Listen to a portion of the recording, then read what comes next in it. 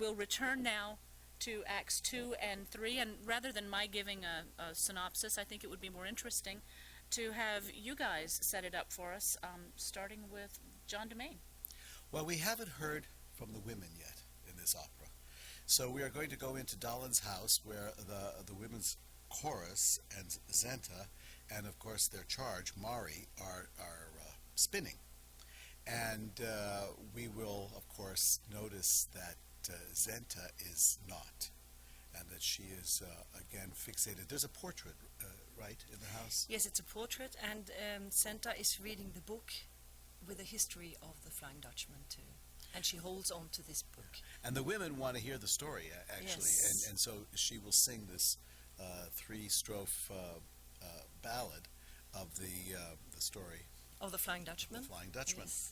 And then, of course, Eric comes in desperate because he has seen, first of all, he's going to tell us that he's had a dream. And the dream that he had was of Dahlon greeting the Flying Dutchman on the edge of the sea and giving away his daughter in marriage. And of course that is what the Dutchman has just done, and he runs in to tell Zenta that will she stand by him if he asks for her hand in marriage. But of course when Zenta hears what's going on, this is sorry, Eric, but I've got to move on here, right? Bye-bye. So then in all of his desperation he leaves, but then the Dutchman enters with Dahlon, Zenta's father, and of course then ensues this short courtship.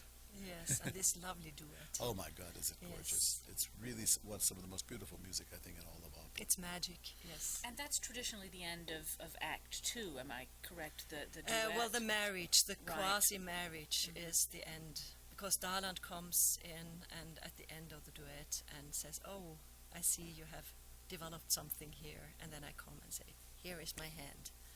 Yeah, and I pledge my Yes. fidelity to you. And of course, the opera is written that you can perform it without intermission or you can perform it with intermission. And we decided, as you well know, to take one intermission. It combine 2 and 3 because 3 is relatively short.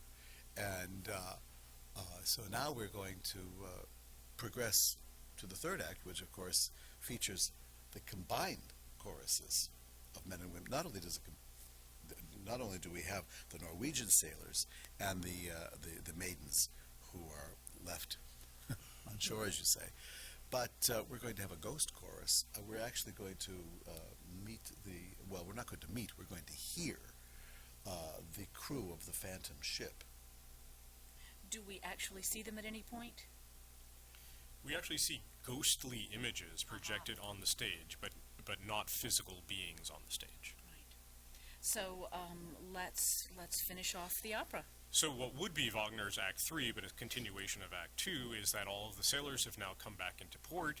They're celebrating this new courtship of Zenta and the Dutchman, when Eric comes in and is very agitated by this because he thought that Zenta had pledged her love to him.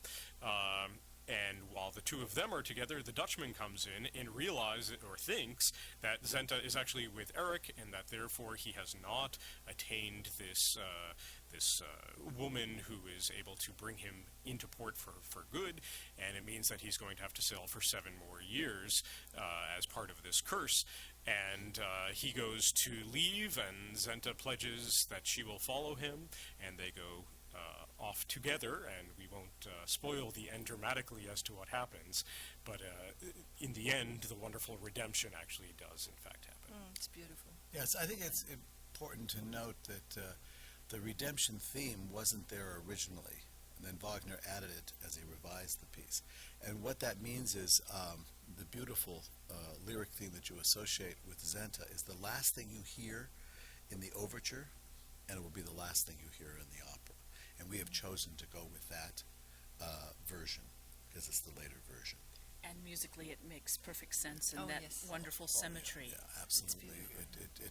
It bookends the two extremes of the piece. Yes.